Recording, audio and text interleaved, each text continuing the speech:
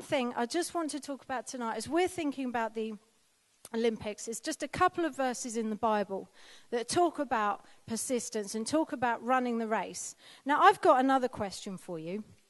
We have a few shoes at the front here. The sparkly ones are mine. Does anyone know what these kind of shoes are used for? No, not tennis. No, not squash. Not gym. Not bowls. Not running. Not hang gliding, although probably. Anyone else? No, not squash, not netball. James, I should have put this one in your quiz. Badminton. Well done, you. These are badminton shoes, which is why they don't look like they've been worn outside.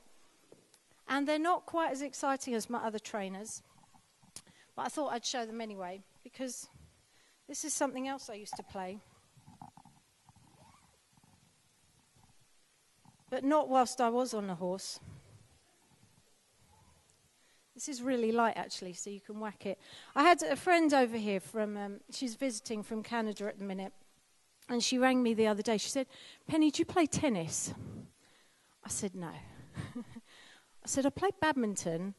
And she said, "Oh, okay." I said, "Mainly because," she said, "Is that because the racket's a lot lighter? You know, it's not quite as heavy."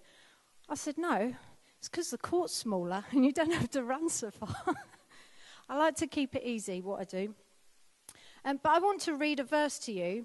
And in Corinthians, where Paul's writing, in his day, they used to have the Isthmian Games, which was big games they had every 2 years in Corinth.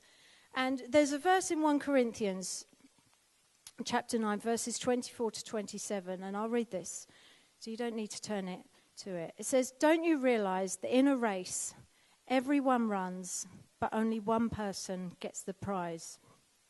So run to win. All athletes are disciplined in their training. They do it to win a prize that will fade away, but we do it for an eternal prize. So I run with purpose in every step.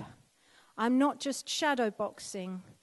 I discipline my body like an athlete, training it to do what it should.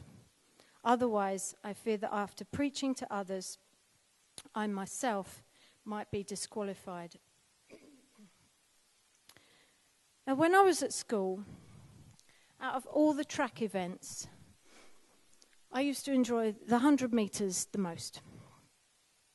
And I can't do it in 9 point whatever seconds he did, 9.58. And my first go was 18 point something. My second was 15.5, and I thought I'm happy with that. But do you know why I like the 100 metres best of all? Because it was the shortest. Can you see a theme going through here? I did like it because it was the shortest one. And I remember at school, I didn't enjoy the PE time, particularly in the year 9, the first year. No, year 7, the first year. It was still year 1, 2, and 3 when I was at school. So in year 7, we had the annual cross country. And you know, there's some things that just fill your heart with dread, almost. It was really convenient because I wore braces. I managed to always fix my dental appointments on the day of the 1,500 metres. And I don't know how that happened, really. But it meant I never, ever ran the 1,500 metres. And I don't think they sussed on. But I did have to do the cross country. And I didn't enjoy it. It was cold. And I thought, where's the fun in that? Running and running and running. And the first year, it was compulsory. We all had to do it. No excuses, no nothing.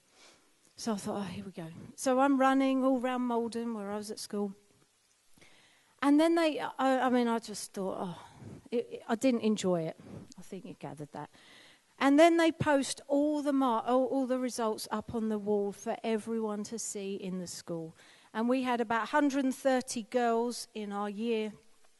And I remember coming 108th. And I thought, that's not good.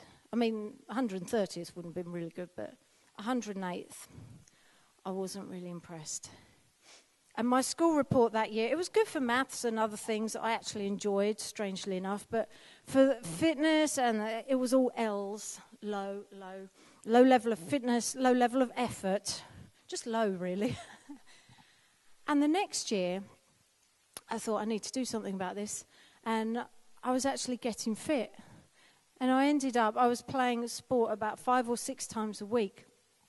And I started putting in some discipline and training and running, and I joined the basketball club, and I played hockey, and I did all sorts of things. And that year we had the cross country. Now, I was never going to be one of the ones that was in the top 5. You know, they were the fastest girls at netball, the fastest girls for everything, and they were always in the top 5. And I remember running that year thinking, okay, I've done my training. Hopefully I might come. I thought if I get in under 100, that's good, because getting to 3 figures was just embarrassing, I felt. And I didn't know how well I'd done. I just knew I got round it and survived again, thankfully. And then they put the results up on the wall. And I had improved on the previous year. And I'd improved by 85 places. I'd come in at 23rd in our race. Now, it didn't matter that I was 23rd. It didn't matter that 22 people had beaten me. I was like, yay, 23rd. Because for me, I'd improved 85 places, which was a massive, massive effort.